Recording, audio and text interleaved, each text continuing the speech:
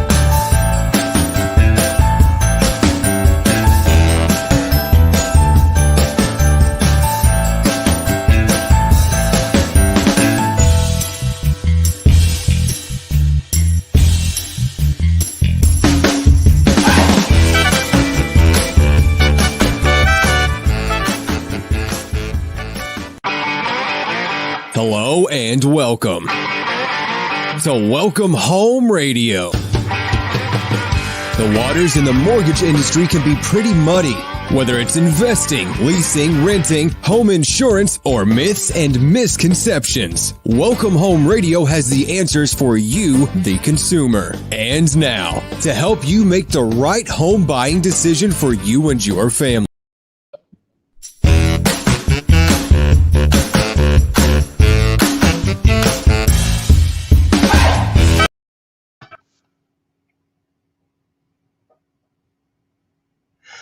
Welcome to Welcome Home Radio, where real estate lending and learning come together. This is your mortgage market update for October 14th. Stocks and bonds are slightly higher this morning. And earlier this morning, the MBA released their application data for the last week, showing the overall application volume was down from the previous. Refis were flat and are still 44% year over year. Purchases were down almost 2%. And that means a 24% year-over-year growth for them. Interest rates are still roughly 1% lower year-over-year. The producer price index for the month of September was released, showing an overall wholesale inflation is up. The numbers are low, but the increase was sharp and could lead to bigger inflation in the very near future. The biggest impact was shipping costs, transportation, whether land, sea, or air. These higher price costs will make the way for the consumer, causing inflation across the board. So we all need to be aware of that. Renting is on the rise. Across the U.S., it's up 2.7%. We see this industry in some turmoil with people not able to move forward due to many unknowns like jobs, schools, and landlords are taking advantage and raising rates on renters. More people are needing help to move into larger space for kids going to school and mom and or dad working from home as well. I believe many business and personal decisions are on hold until after the election. And in saying that, everyone please exercise your right to vote.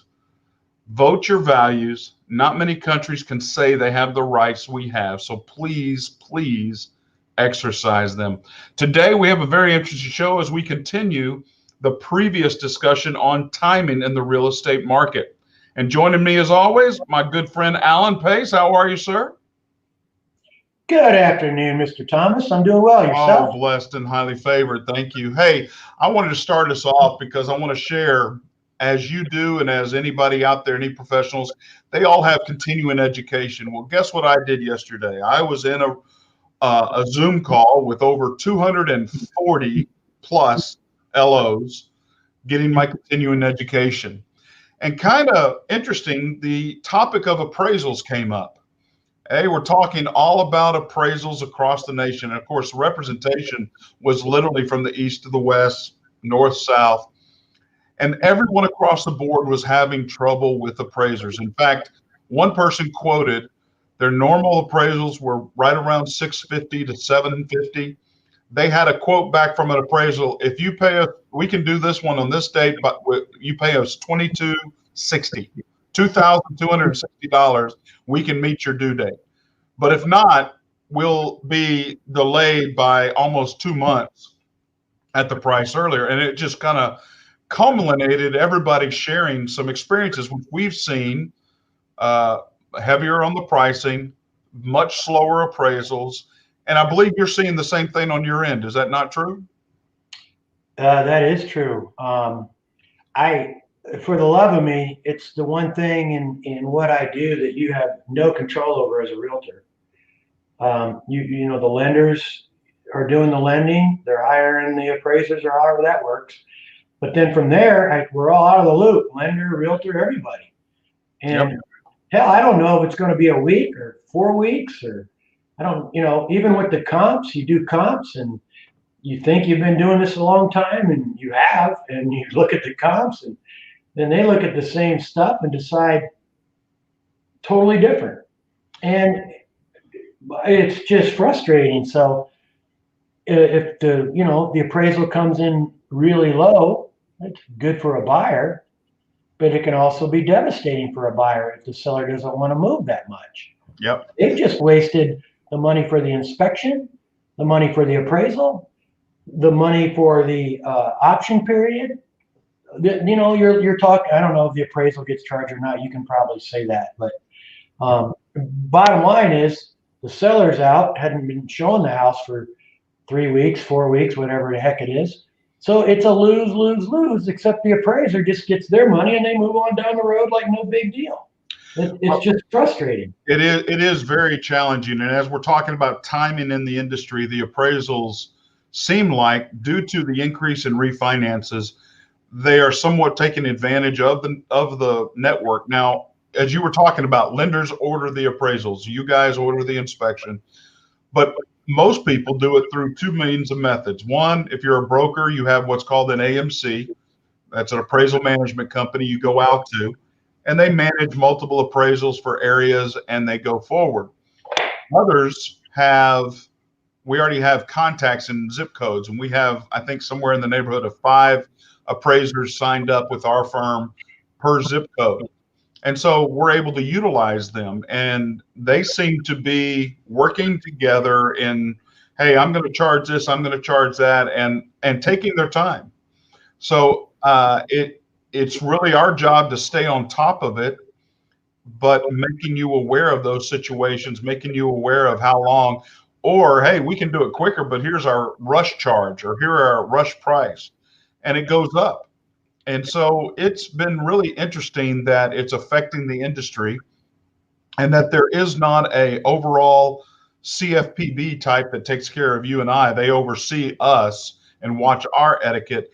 But that group that really monitors the appraisals, I kind of wish Tom would be here early. Maybe we can go back to him when he gets on to ask about that, because it is concerning, especially with 240 loan officers, almost all saying the same thing across the nation. It seems like somebody's flipped a switch and says, it's our time to get paid. Let's all do this. And I'm really shocked by it. But I don't like the fact that you can pay extra to get a hurried up appraisal, for number one. I don't like that. I know there might be a reason to do that sometimes, maybe for a military person getting deployed, maybe for family sickness reasons. I get it. But every time you hurry up and you have the money to pay somebody to hurry up, the people that don't have the money to pay somebody to hurry up are getting hurt. Those people are waiting longer. And I'll just say this, the way I understood it all these years is appraisals are an unbiased part of real estate. The realtor doesn't get involved in it. Once the lender does the ordering of it, they don't get involved in it. And it's up to the appraiser to give us an opinion of price, obviously, for the lender to be able to recoup their money should something go wrong. That's all understood. But I don't like cutting corners. I don't like when certain people can get stuff other people don't have, access to. And I'll tell you, the people that get hurt the most are the people that don't have the means. And those are generally FHA loans and VA loans. Now, there are VA people that have saved a lot of money being in the service, and they have plenty of money, but they take advantage of the 0% down thing. I love that. But a lot of people, FHA and VA, don't have money to be hurrying things up. And they're already fighting hard to get the house because there's 5 offers on nice houses, especially in that price range. So I don't like when we have to deal with. And so I picked up another listing and had a talk with them. It's the first time they've sold a house. Okay. They bought one before. The first thing out of my mouth was talking about appraisals and the whole appraiser process. I said, one, I've been doing it a long time. I think I understand it. Two, just when I think I know something, stuff changes. What you're alluding to. 208 other lenders from around the United States of America are dealing with the same thing. So I know I'm not alone. So the first thing out of my mouth with the seller was, we're going to ask this price. We think we can get that or close to it. If we get more, great. If we get a little less, we'll get there, but you can't get what you can't get if you don't ask for it. So that said, we're coming up to that time now, and we'll see what happens. But it's totally, to me, it's a little unbalanced right now. Well, I think one of the things, let's make sure, and listeners, please, if you have a question, if you have a comment in there, please make sure you put it in the comment section. We'll be glad to respond and get to your questions and or comments. But one of the things I think that lenders aren't doing, which is what we do, we are still averaging 27 days nationwide on purchases.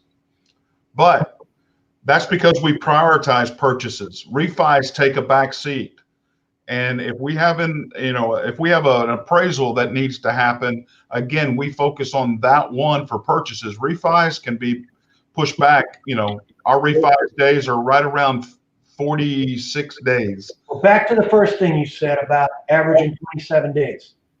A few years back, I'd have easily went up to anybody and said, listen, lender averaging 27 days, Today, I don't do that. It's just another thing, like you can't promise what you for sure can't deliver. Now you guys are averaging it. That's a fact. That's like sold data. It's a real number. But going in to the beginning of the process, I don't do that anymore. I stay in my lane. I'm a realtor. I find them the house. We go over all the situations. I give them a general idea that it's about 30 days for a buyer to get the money to buy the house that we're selling, or vice versa with the buyer versus the seller. So, but I don't, in today's world, I'm glad you said appraisal right off the bat, because I will tell you, I talk to a lot of realtors too, obviously, and we're all frustrated. I mean, there are people that deal in those different homes that might get their appraisals faster. They have money to spend, but most realtors deal with average people. And it's frustrating, Blair. Well, it is, and it's frustrating for us, and that's why I bring that up right off the bat. Was not only was I see it in my little bubble, my little world that I deal with, but all of a sudden 240 plus loan officers are all saying the same thing across the nation. Yeah. The biggest challenges they're seeing is the East Coast, Northeast Coast, as well as West Coast. They're seeing a decline. A lot of things are not coming in at appraisal value anymore. The market is changing, and that's an interesting part of how do you know? Why is that? Is it because it's more available? People are leaving. I don't know. I'm thinking, hey, there's people leaving. You've got to get whatever you can get for the property. Maybe that's why. But I don't know how the appraisals do. We're, like you said, we order them. We cannot talk to them at all. And that's the way it should be. We shouldn't have influence over that when they're trying to establish fair market value for a lender. I mean, it's hands off. But if you're a seller, you just try to give the appraiser all the information you can positively. And really the buyer wants it to come in at fair market value too. Nobody's trying to rip anybody off. So that's that. And I know, I represent Fathom Realty, and it's just been wonderful being there. Appraisals are a big deal. And next week we're having a great big appraisal Zoom call. And the reason they're doing that is because they're getting, the district directors and the big brokers are being pounded all the time about these appraisals. And obviously a broker who's got experience with real estate, they can't do anything about appraisals either. It's different. So, but what they need to do is educate their people, their realtors. And so there will be one or two appraisers on that show. And I'm sure they're going to be inundated with questions. I wouldn't be surprised if a couple of lenders were on there too, as some of these people do both, realtor and lender. Well, and the thing is, you can challenge an appraisal. You can go back, and I have had my experience in 5.5, almost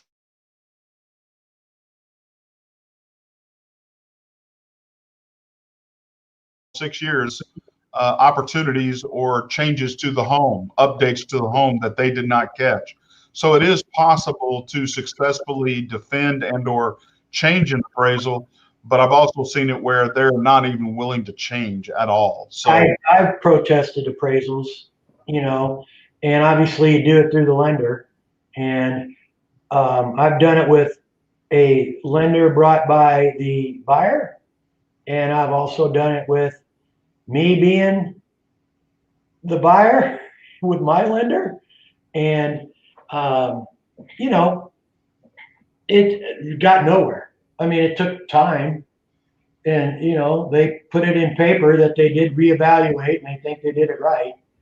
In one case, I think it was a $270,000 house, that appraiser came up $1,500, citing something about a fire hydrant being really close to the house.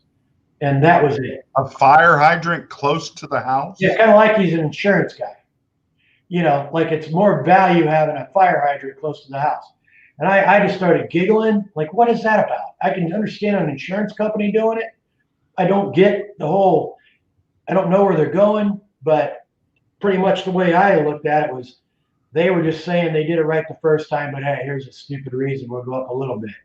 It didn't matter. I mean, it didn't really matter much, but it just, I don't understand it. I'm frustrated by the amount. First off, I don't understand why it takes on an average of 3 weeks. And I know there's realtors out there saying, my lender does it in a week.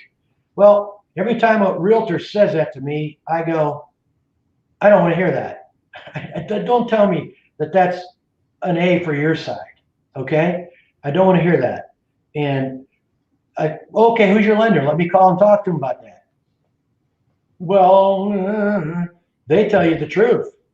Well, we've gotten some done in a week. Well, so have I. I've been, but so if we take your offer, you're going to get this appraised in a week. Oh, I'm not saying that. No. Well, of course not. He's a lender. He's not an appraiser. How can he say that? So I think like 208 people nationwide lend. There's a lot of realtors that are frustrated too. And it'd just be interesting the next time we have an appraiser on the show, we can discuss it.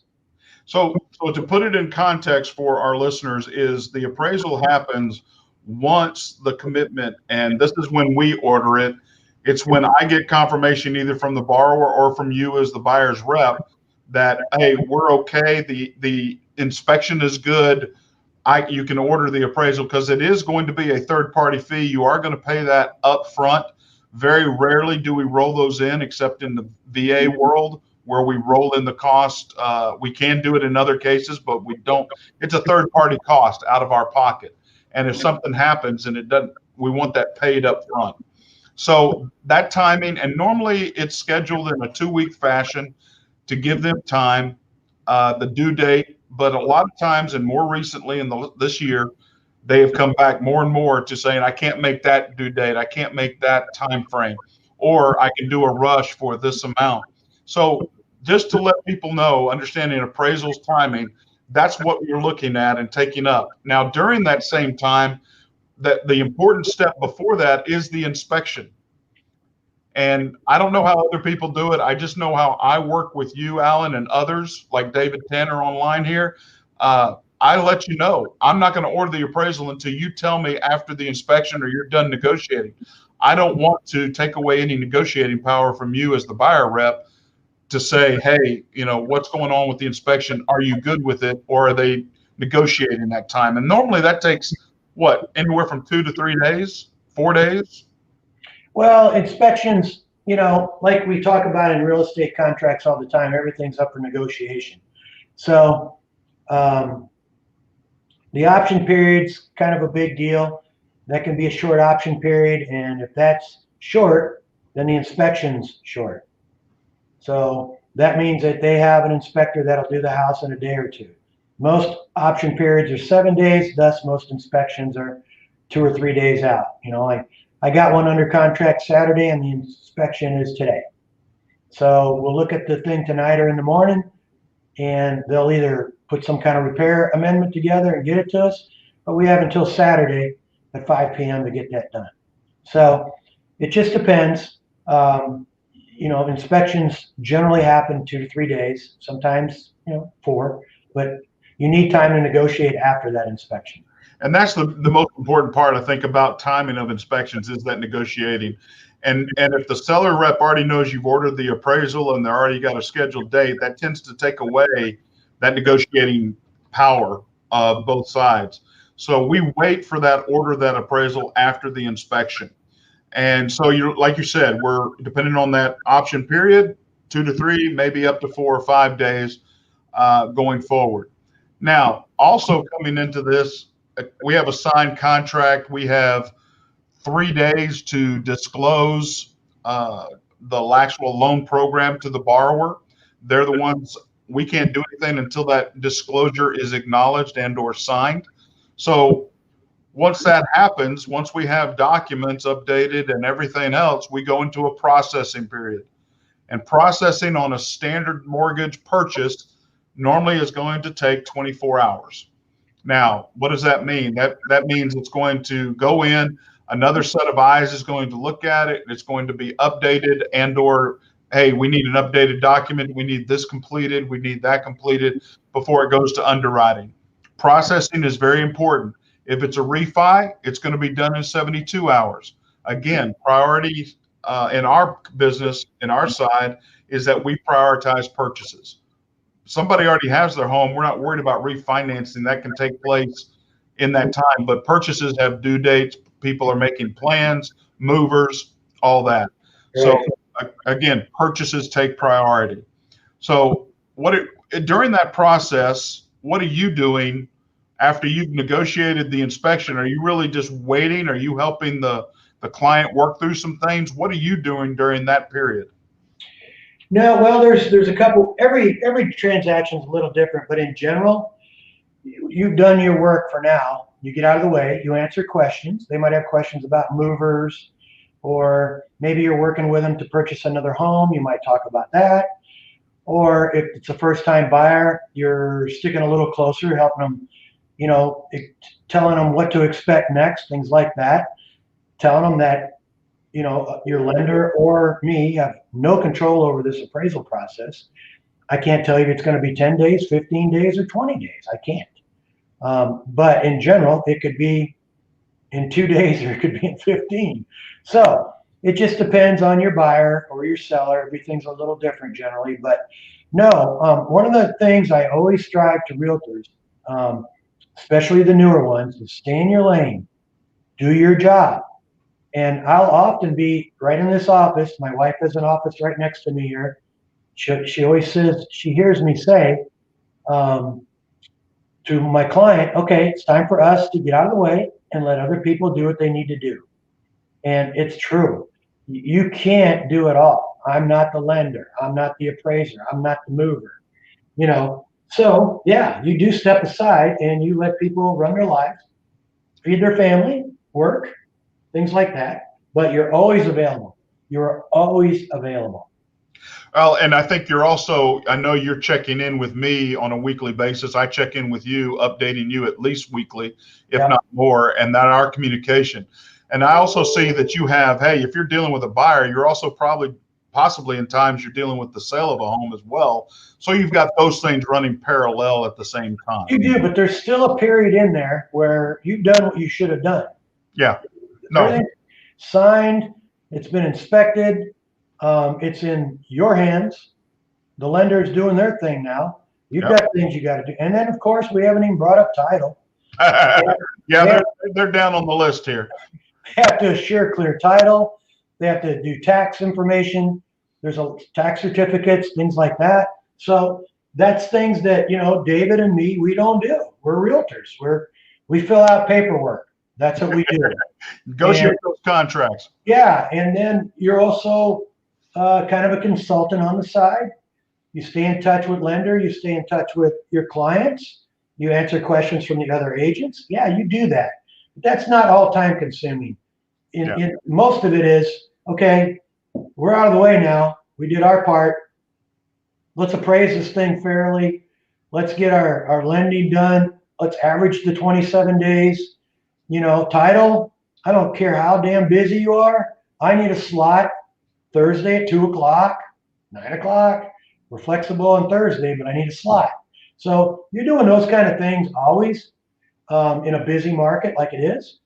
And so, yeah, you other people have to perform too.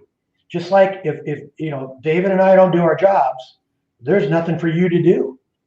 Yeah. Well, and again, there are things going in, like you say, in conjunction with all this timing. So we talked inspection, we talked appraisal, we've got processing done. At the same time, you brought up very interesting, title is ordered. When that purchase contract comes in, almost immediately I order title and I order insurance and I order that appraisal all at the same time. And title generally takes anywhere from 10 to 15 days.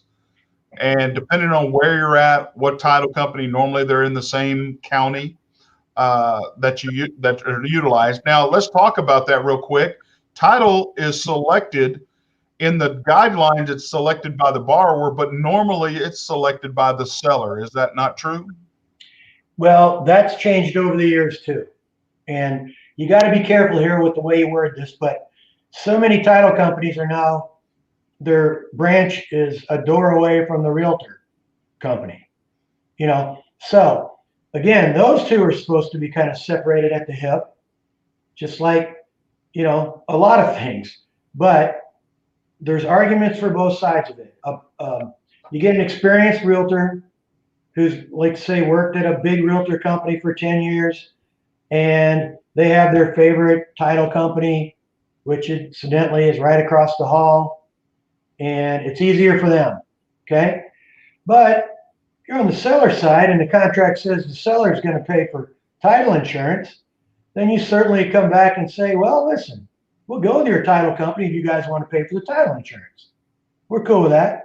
That'll save my client anywhere from $1,500 to $3,000, depending on the price of the house. So yeah, we'll go ahead and do that. But no, I generally, if a seller's selling a house and they have a title company and I recognize that title company, I've worked with that title company, I generally don't have a problem with their title company because most of them are good. It's what I truly feel. But when it's demanding, you get that realtor who's, well, I've been doing this and we're going to do that. Well, listen, the only way that's going to happen is if you're going to pay my title insurance for my client. Then the seller says, okay, we'll use your title company. That's one way I might make an exception. The other exception would be if it's a crappy market and you can't sell a house for nothing. And all of a sudden you get a contract and the buyer says, I don't want to use your title company. I want to use this one. Well, you're certainly not going to get in the way of your buyer getting a contract because of title. Sure. So at that point, you're like, oh, yeah, okay, but only if it's a good title company. Still, though, if it's a bad title and you've had a bad experience, you owe it to your client to let them know that before they sign anything. And then you have to talk with the other agent. And then you have to talk with the title company. But so there, in general, it hasn't been like that in Dallas for quite a while. And I will say this too, new realtors, inexperienced realtors will just whatever. I don't care. They just want to get the deal done, I'm sure. They get a deal done. And I've never done business that way. You know that. You've heard from my clients. That's not how I do it. So, and you've heard it on this radio show. So my point is it's always the client first. And realtors, I don't care if they've been around 20 years or 5 years. We all represent somebody and we need to do a good job for our client. Not so much how many deals can I get for this title company compared to the rest of my office. Sure. Or things like that. So it's just a little bit mixed up these days. I think it's a little too close for me, the way title and real estate get together now. And you'll see some companies have title, real estate, and lenders right in the same building. Yep, you do. And you might want to question sometimes those things. But taking that in, title is ordered at the same time as appraisal, at least by me, as well as insurance. And so timing of that, title is working, taking their 10 to 14 days to do their job. And all they're doing is they're looking for a clear title. We want a clear title agreement. We want that insurance to go, and we do not want to have an issue. Sometimes those things have held problems or had issues brought up and nobody knew about them. But that's why you do it. And then finally, we're going into underwriting. Underwriting for us on a purchase is 24 hours. Now, normally a normal loan process, it goes to underwriting, gets a conditional approval. A conditional approval means there's conditions along with it. We need updated documents, or we need this explained, or we want this understood, or we want a verification of employment. So those sorts of things. I've never had a dispute over a title company, and Alan's right. If we know them. Yep, that's true. Thank you, David. Thank you for that comment.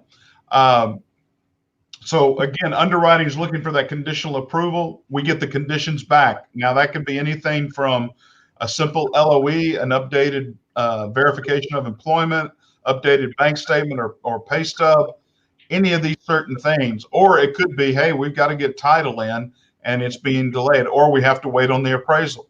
So those things have to come together, and then it's another 24 hours for underwriting to get the clear to close, CTC, which we all look for, we all want. And so underwriting is on demand. It's generally purchases 24 hours. It's 48 to 72 for refinances for us. So again, that's that timing. Now, once you get clear to close, we're back into what's called our closing department. And normally they require a 24-hour period to get docs. And what that means is they get with title, they negotiate, and they want to get out a great doc or closing document. And that has to be out 3 days before closing. Now, sometimes we're able to fudge that. We get something out there, and then it's adjustable after that. But normally that's a 24-hour to 48-hour. So while you're on this subject, clear up for anybody listening, including, David and myself. It's my understanding that every day on the calendar counts except a Sunday for a for a 3-day advance notice. Is that true? Federal holiday and Sundays. Okay, good. Saturdays count. Saturdays can count, yes. Okay, because there's mix-ups on that sometimes too. But it cannot start on a Saturday. Right. It can only start during. Champion what? Oh my goodness! The face mask, the eye gear, everything. Where are you? I'm safe from you today. That's a good thing. I'm wearing double protection today. Well, why am I thinking like "Who Loves You, Baby" right now? Right in the middle. Well, I tell you what, once you get glasses on and then you put this on, it's like everything kind of gets depth perception and hello. I'm teaching today. I'm teaching my first live class of loan officers today at Champion School of Real Estate.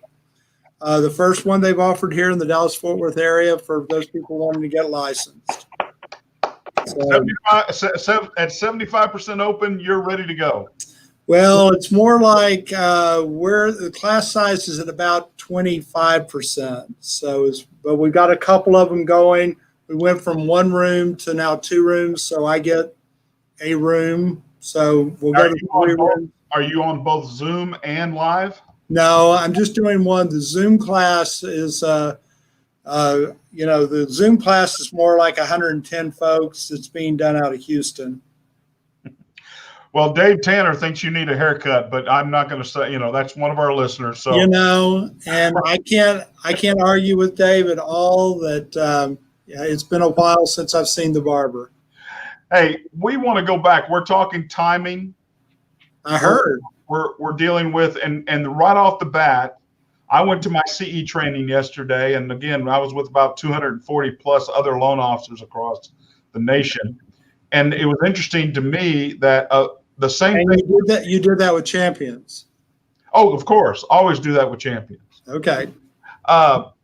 but we have appraisers situation that is a concerning situation where on the east and west coast, they were talking about appraisals have gone from $650, $750 up to $2,000. Oh, yeah. And help our listeners understand, why is this happening? And are appraisers trying to hold us hostage? I mean, I understand the refi market is going, but what's the governing body to watch for the pricing and how long they take? Okay, so these are very good questions you've been asking. I will tell you, underneath the underlying core logic for an appraiser is that it's awfully darn hard to become an appraiser. You have 2 years of apprenticeship. You have to meet TREC standards. There's literally hundreds of hours that you have to comply with, in addition to showing 2,000 of field hours to get fully approved as an independent appraiser. So who has to oversee this? Well, first off, you have to find a sponsor. Why would I want to sponsor you knowing that after I've done all this work and I've helped you with all this, that you're going to go somewhere else? So the number of possible appraisers has been, I won't say exponentially declining, but in comparison to the number of people in the industry that are needed, it has been declining. So this is a supply and demand issue more than anything else. And simply put, with TREC the way they are and with the way we're going through these processes, we're not seeing enough people come into the industry to be and remain competitive.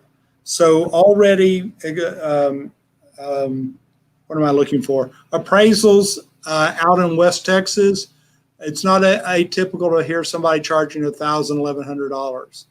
East Texas, same way. It's all a supply and demand issue. They will do this typically for less, or they'll do it for less if you're willing to wait a month for your appraisal. But I mean, you know, supply and demand. If somebody's willing to pay me $900 to go out next week, and you're willing to pay me $500 3 weeks from now, next week, which one am I going to pick? Am I going to pick the 900 next week or the 500? Sure. So there's a limited supply, and as far as charging the rates they charge, only VA and FHA establish you can only go over this much. Well, what I heard you just say was, one, supply and demand. If we have anybody out there that is unemployed or looking for a new career, getting in is good. Go to Champions, go through their appraisal courses, get licensed, and a promising career with the market the way it is. With the caveat that they're not going to make very much money those first 2 years. They don't get very much. You have to pay your dues. It's one of those deals of having to pay your dues. Well, there might be a good answer. You know, if the housing market's going to be held hostage to supply and demand, something got to give somewhere. If they need, that's right. I mean, it's that way everywhere. It's like in the mortgage field. I mean, if you can get a loan officer to answer and call you back nowadays, that's another supply and demand issue itself. Not only inventory for housing, everything is supply and demand, and we're seeing the real estate industry being taxed out with supply and demand issues. Well, and then is it not the FHFA that just charged that 0.5% rate on top of everything else that's going on? Yeah, and most everybody I've been talking to has already kind of pushed that into their pricing, which I was kind of surprised to hear because it's not effective till December 1st. Mm-hmm. But I could see that. I'm happy that they're already doing that. Yeah, it's a risk factor, and what's that risk factor based off of? What they see for next year. Well, I just think if the appraisers aren't being appraisers because they can't make any money the first 2 years, that needs to change. Because we need appraisers. Well, and that's why we see the increase, because if I'm going to tutor somebody, if I'm going to be their mentor for 2 years, to get them, if I do have a lot of business, which they do have, they have too much business, and I want to mentor somebody, I don't want to take a big hit on the chin because I'm doing more loans. I'm trying to make it so it's feasible to pay them as well. Well, economically, it's silly that it's hanging on like this, because generally when demand is high and supply is low, people flock into a business to take Right. advantage of that. Just like we talked in shows past about, we talked about, well, where's everybody? Everybody's fleeing the city. And I said prices are going to be good in the city. People that know how to handle money are doing it. Well, you look at Manhattan this morning. High-tech companies are blasting that area. They're buying stuff up left and right now because the prices have dropped. And they know Manhattan's going to be back.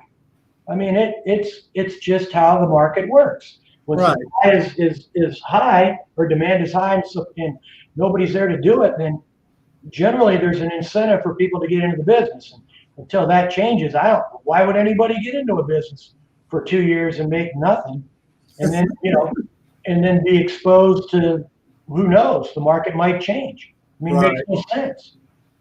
You might want to do your magician thing on your camera. I'm an economics minor. I get the economic thing. There, he's finally defuzzing. Yeah. Very nice. Thank you. So again, where do you see this going in our near future there, Tom? I mean, if we've got, are we seeing your classes maxed out in the appraisal school, or is it not? We're seeing, because we are able to, and TREC has now approved a lot of our curriculum online, where they would not do that before with appraisers. Appraisers have so much hands-on stuff. It was always hard for them to get the classwork, the major amount of big hours that they had to do, and so on. And now that the TREC has said you can do some of this virtually, like virtual exterior or exterior interior analysis of home's conditions. You have an instructor go to the home, but they do like I would, which is take their laptop around and say, oh, well, look at the floor, and look at the top of his head. Haven't quite figured all that out, but they have they have little cameras that they can take around and utilize. And now that is the case, we're seeing more of an influx, but we're still not seeing enough people to. I mean, even after things slow down, we still are not seeing enough people to fill in the gap that's been laid already as far as the shortage. I've just experienced a COVID-19 emergency appraisal thing. So they didn't even go to the house. Really? Really. They didn't go to the house. And I've got the wording, and I should have had that printed out. I wasn't sure. I didn't know we were going to talk appraisals right off the bat, but it was worded so they send all the pictures you have, and if you represent the seller, send all the pictures and all the upgrades made to the home and all that kind of stuff. So didn't go to the home. The appraisal got done fast. They didn't go to the outside of the home? Not that I know of. Wow. Well, Fannie Mae and Freddie Mac, these are extraordinary times, and they're doing things of that nature. If the borrower is putting down enough, 20% maybe, if they've got good enough credit score, that's kind of what I might be guessing is kind of one of the underlying factors. Fannie and Freddie have a lot of data on a lot of houses throughout the United States, and they are getting more and more comfortable with the leniency thing. They're figuring if somebody's willing to pay that price, they can see enough online that they're okay and comfortable with a professional, a TREC-approved appraiser that will give them a legitimate value. So I could see that, but that's the first one I've heard about. I looked up the wording. So I have been asked to do the appraisal of your listing at blah, blah, blah. I will be preparing a COVID desktop 1004 form. Therefore, I will not be inspecting the property. The lender requires photos of all rooms. Can you please forward blah, blah, blah? Additionally, will you let me know if there's been any recent updatings, all that kind of stuff. Didn't even go to the property. And the appraisal came in really low, It came in below the sales price? way below. Oops. Yeah. So it's like being, you're the meat guy at Kroger. There's meat there, go get it. I ain't gonna be there. I don't understand it. Now we're gonna get through this. We're getting through it. Okay. But we were talking at the same time while you were gone that people with money that can afford fast appraisals and afford this and afford that, they can get through this kind of stuff. But the people that get hurt are the FHA folks that don't have a lot of money to dare. They don't have any extra money. You're already using 12B in the contract seller contribution, and you're already doing other things. And again, FHA limits the amount that an appraiser can make on that, which is also, they have the right to accept or not accept an appraisal order. Yeah. Now, Tom, if I could, you mentioned something that I think is important that I'm seeing this year for the first time in these refinances for especially conventional.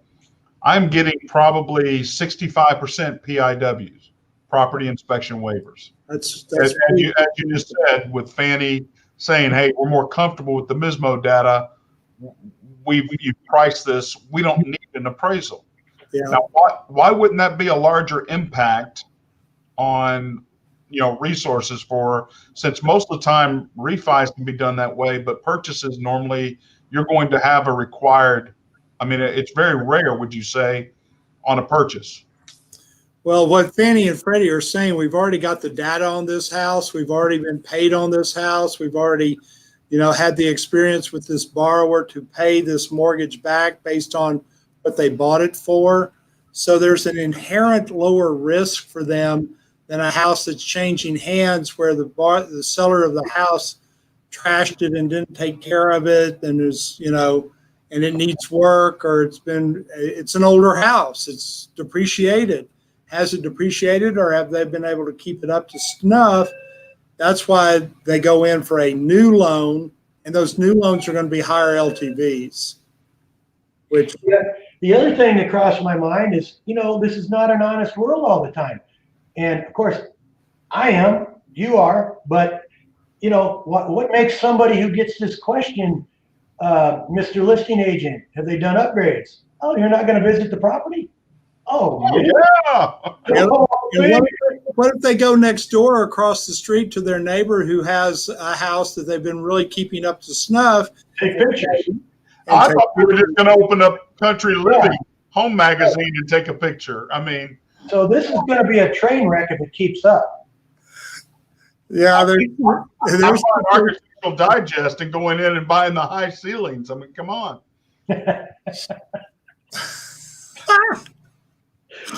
Oh Lord. Oh my, we're figuring out and telling our consumers out there how to beat the system. Great. Oh, you're not coming. Okay. What a $200,000 house for $350,000. This is awesome.